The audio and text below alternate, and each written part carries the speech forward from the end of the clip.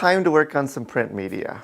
It's something that every church has, and unfortunately most don't do very well.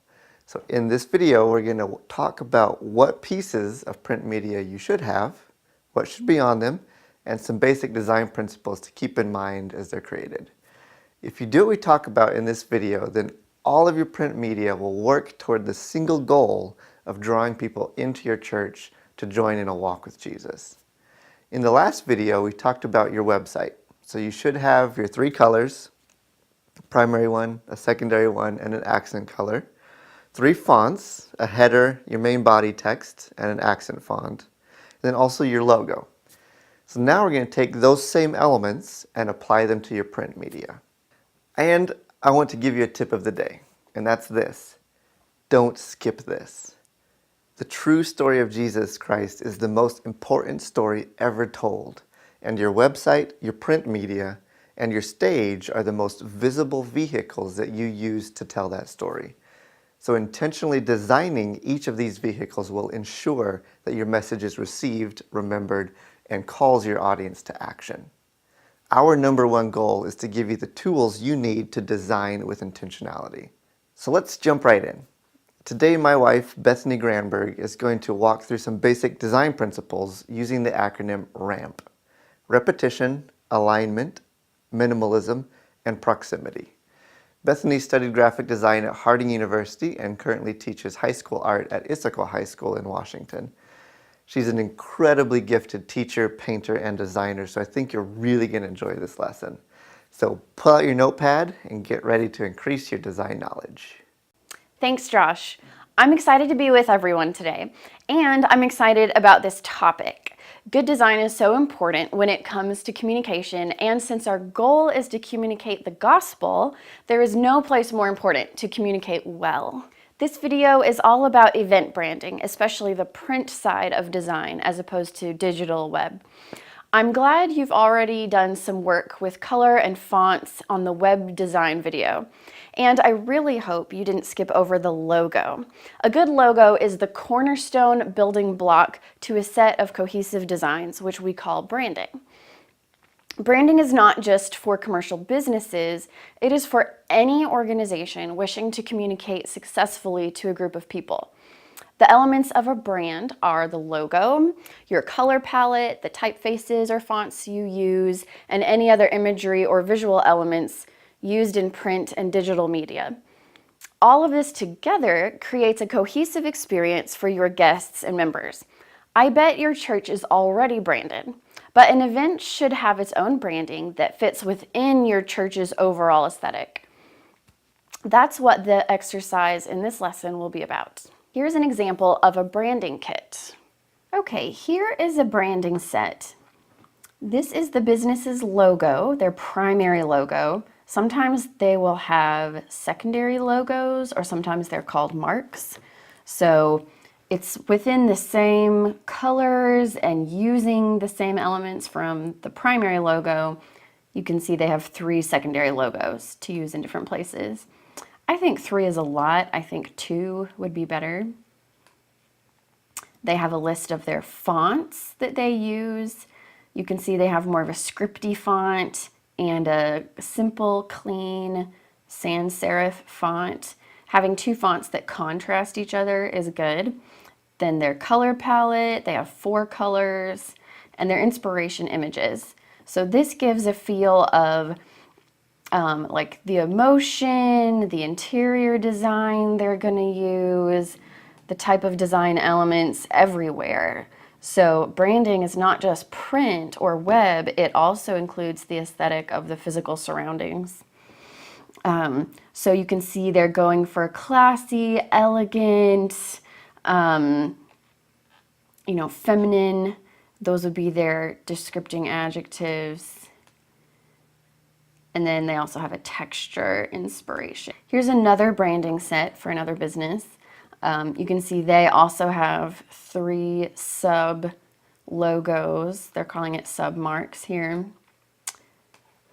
They have their color palette, which is a lot, but The social media is within the branding, within the color palette. Again, 2 typefaces, a script and a sans serif, and inspiration images.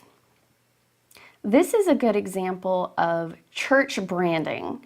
So this shows all the different print items, print media they're going to have, as well as web. And the web design is in keeping with the design of the print. You can see, this goes into the next section, but you can see they're using the same elements, the same logos, the same fonts, the same colors, all throughout this. So it looks like every one of these pieces belong together and they're consistent and cohesive. Before we get to the exercise, I want to talk about 4 principles of design. There are many more that you can Google a list of principles of design or principles of art, but I'm going to give you 4 that are essential for a good foundation of graphic design. To help you remember these, let's use the acronym RAMP. That is repetition, alignment, minimalism, and proximity. RAMP. Good design is an on-ramp for the viewer to take to get to your message. So the first letter is R for repetition. Repetition is all about using the same elements throughout all of your print media. This is exactly what I was alluding to with branding. Use the same colors, the same fonts, the same logo, the same images and shapes. Using these elements over and over will do 2 things for you. First, it will give all of your print and digital media a cohesive feel so that people grasp the content rather than being distracted or confused by cluttery, disjointed design. It will feel like it came from the same place, which is exactly what you want. The second thing is that it will make creating the content easier. You don't have to decide on brand new designs all the time. Just use your branded elements over and over. Repetition will help you create effective design quickly. Let's look at an example. Here are some different design products a church might have. These are from a template, but you can see the repetition in them. They're using the same fonts, the same color palette. These swirly design elements are repeated here. They're repeated in different ways, so that involves some creativity. You see it here again, the same colors. You can see that this text is broken down into easy to read columns. They are aligned with each other. That's one of our later design topics. We're still repeating the same elements, same colors. It looks and feels very similar. Then there is alignment. Alignment is about how elements relate to each other in the design. Making your text left aligned or justified in a Word document is an example of alignment. But it's also about how elements, not just text, but pictures, lines, and shapes, relate to each other across the page or diagonally. Every element of the design should be intentionally placed on the page, using alignment wherever possible, not thrown out randomly into space. Paying attention to alignment creates a sense of order, unity, and enhances the emotion that you're wanting to communicate. If things are too close, then it can feel overwhelming or anxious. Aligning all of your headers can give a sense of structure and comfort to the viewer. Organizing long text into columns instead of long lines often instills confidence and trust in the reader. That is one reason newspapers and even the Bible are arranged in columns. So pay attention to how all the elements of your print media are aligned. Okay, next in our RAMP acronym is minimalism. My dad was a chaplain in the Air Force, so I have moved a lot and visited countless churches. I can't tell you how many times I've seen a church handout or bulletin that is absolutely covered in content. There might be 10 colors, 20 fonts, large images, small images, and different size words wandering all over the page. If you put 18 things on one page, the viewer won't look at any of them most likely. In a world of constant visual stimulus, you have to make your designs easily readable. Having all of that information on the page will not communicate as well as a simple, clean, minimal design. I'm not necessarily saying cut all the content out, but you might really need to cut some of it out and prioritize. But let's think back to repetition. If the elements that you are using are repeated with only slight variations, then they can be used as a trustworthy structure to hold the content. You see how in our example, there is a lot of content, but there are only a few design elements and they are repeated to create a sense of unity and structure. The phrase less is more really is true here. First, I'm going to show you an example of a typical bulletin that is not very well designed. It's too full, there's too many different fonts, there's no hierarchy, things are too close together. It's just kind of a mess of different unrelated things jammed together.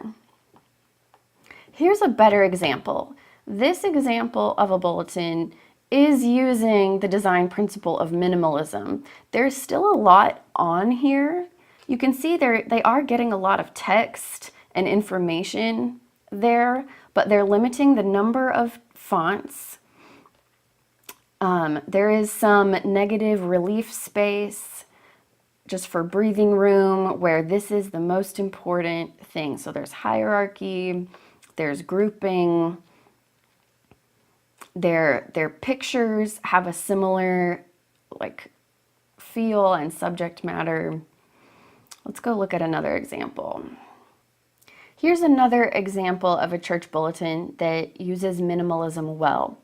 They have a minimal number of colors, minimal fonts. Their design elements are repeated. They're using that repetition with this dotted line happening in multiple places. It's easy to read. The text is aligned. It looks neat and orderly. This is done really well. Here's my last example of a good bulletin using minimalism. The front of the bulletin only has the logo and the date and a background image, which is simple, but still within keeping of the branding. You can see all of the text on the other pages of this trifold use the branding colors. There's a minimal amount of information. So it looks like the church has really prioritized what needed to be on there. This is probably not a place for announcing events. Keep in mind you have other places to get information to your members. So this is just what is most important for guests and members to see. And finally, we have proximity. This is about how elements are grouped and using the empty space in the page or design intentionally. There might be some things that are pretty close to one another while others are set apart. You can use proximity to create a visual hierarchy, which things are most important, which are not. Remember, if everything is important, then nothing is. You can visually show which things are more important by placing them higher on the page, making them larger, or even placing them by themselves with more space around them.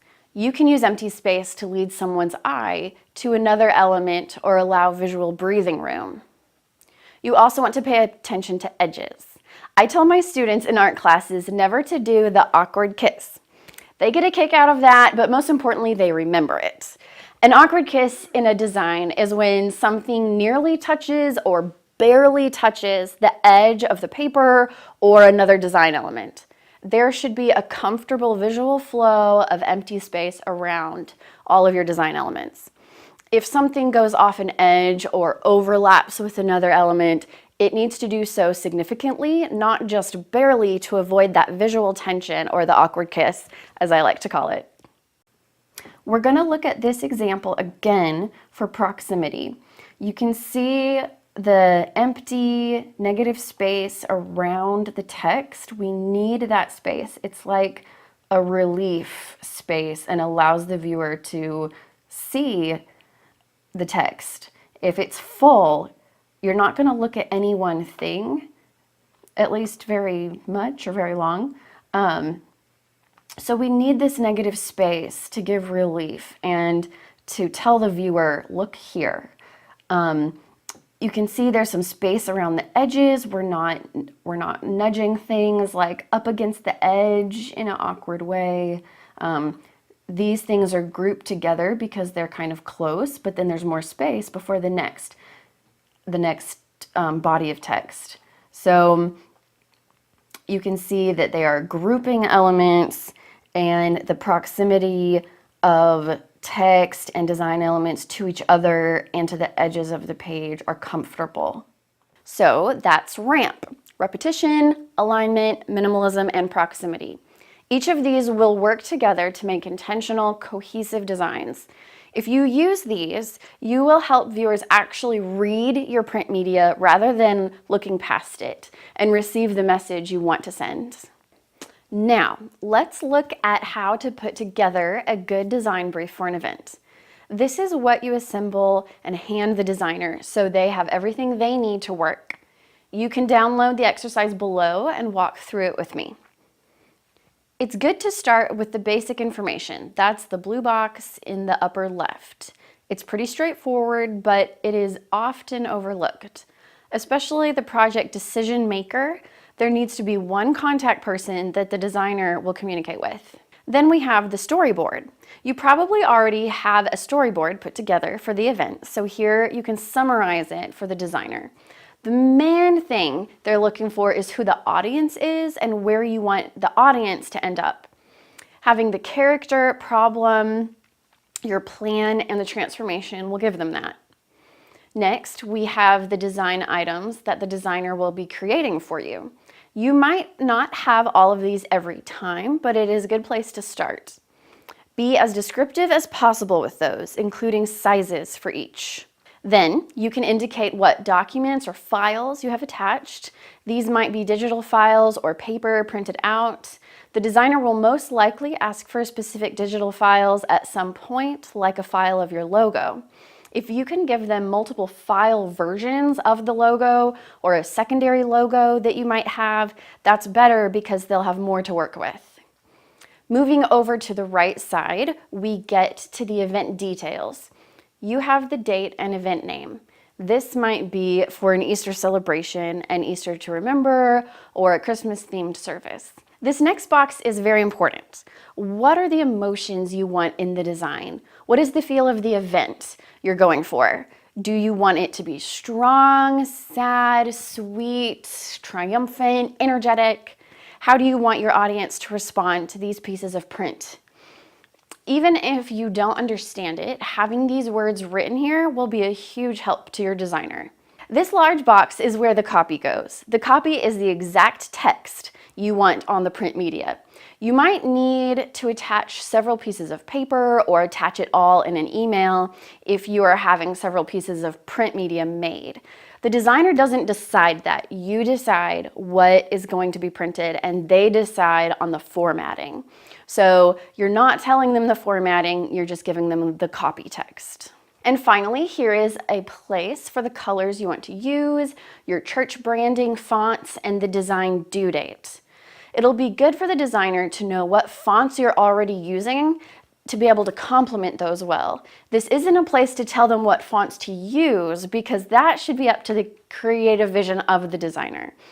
They are the professionals, so it's good to give them the freedom to work within their own creativity and expertise. For the design due date, make sure to give yourself a couple weeks for printing. Talk with your printer about how much time they will need. It's important to keep a good relationship with your designer and your printer.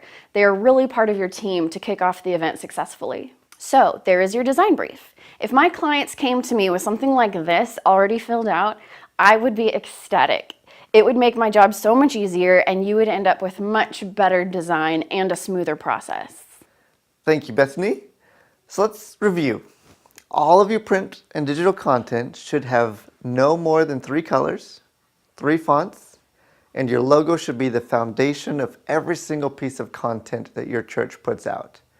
Each piece of content needs to follow these 4 design principles: repetition, alignment, minimalism, and proximity. Here's my next tip of the day. If you're not a designer, don't touch it. I'm not a mechanic. I can pretend to be, but I will most likely mess some things up. When I have engine troubles, I contact a professional. When you have design issues, contact a professional. Design is so important in communicating the message, so don't get in the way by having bad design. I'm sure that you know some designers, or if you don't, you know someone that does. So go talk to them and get them on your team. That's your assignment now. Put together a design team. I would really recommend 3 people, and one of them must be a designer. If you need some help finding a good designer, Bethany can help you out. We have a couple other designers that we can get you in touch with. Also, if your church is near a university, go ask them. Seniors are usually required to do some pro bono work for their portfolio. And that's another thing. When you find a designer, ask for their portfolio.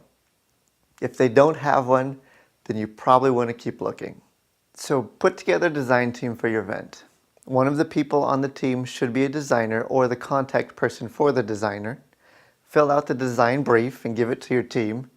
Then when all of your print media is done, make sure it follows the design principles of RAMP: repetition, alignment, minimalism, and proximity.